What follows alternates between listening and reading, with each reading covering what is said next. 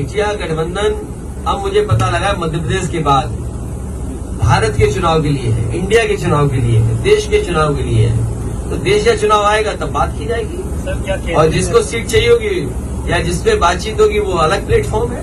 तो लेकिन ये सवाल ये है, क्रेडिबिलिटी का है कि अगर कांग्रेस इसी तरह का व्यवहार करेगी तो कौन उनके साथ खड़ा होगा। इसलिए मैं कोई राय सुझाव नहीं दे रहा हूं कांग्रेस पार्टी, लेकिन देश के सामने बड़ी चुनौती है। बीजेपी बड़ी पार्टी है, बीजेपी बहुत ऑर्गेनाइज्ड दल है, इसलिए उसके मुकाबले के लिए कोई भी कंफ्यूजन किसी दल के अंदर नहीं होना चाहिए। अगर कंफ्यूजन के साथ आप चुनाव लड़ोगे बीजेपी से तो आप कामयाब नहीं होगे। बना लिया जो पीडीए की जरूरत पड़ गई सर।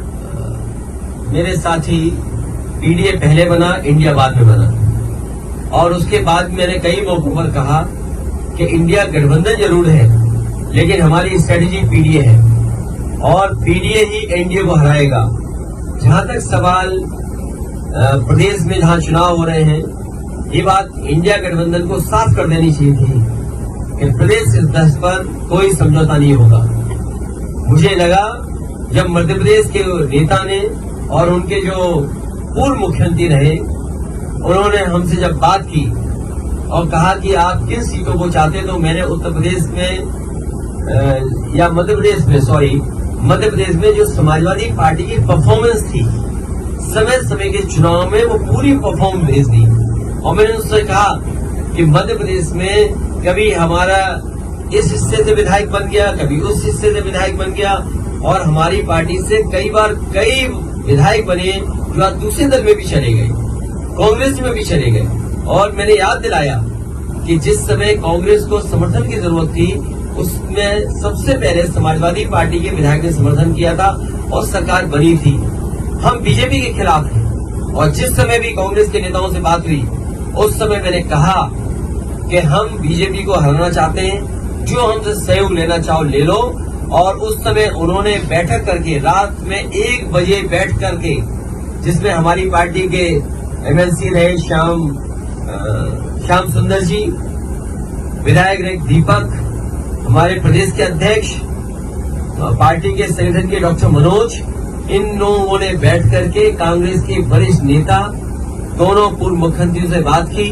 उन्होंने रात के 1 बजे जब मीटिंग खत्म हुई, उन्होंने आश्वासन दिया कि 6 सीटें लगभग आपको दी जा सकती हैं, और वो खबर अखबार में भी छपी।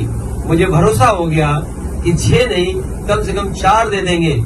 लेकिन जब सूची आई कांग्रेस की, तो जो हमारा सिटिंग एमएलए है उस पे भी उन्होंने प्रत्याशी घोषित कर दिया। इसलिए मजबूरी में समाजवादियों को अपने जहां मजबूत क्षेत्र है वहां पर कार्यकर्ताओं की भावना को समझते हुए हमें लड़ाना पड़ रहा है।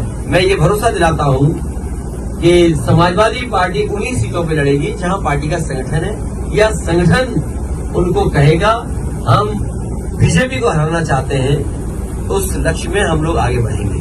और जहां तक सवाल है एक कांग्रेस नेता के बारे में, आजमगढ़ का रिश्ता समाजवादियों से बहुत गहरा है। अगर कोई आजमगढ़ पर टिप्पणी करेगा तो वो लोग भी सुनने के लिए तैयार रहे, या फिर सोच समझ करके बोले।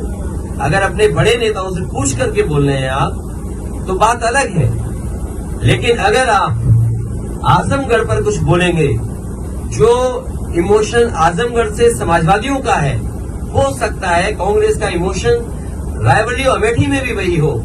तो हम लोगों ने कभी टिप्पणी रायबरेली और अमेठी पे नहीं की, इसलिए उनको सावधान रहना चाहिए।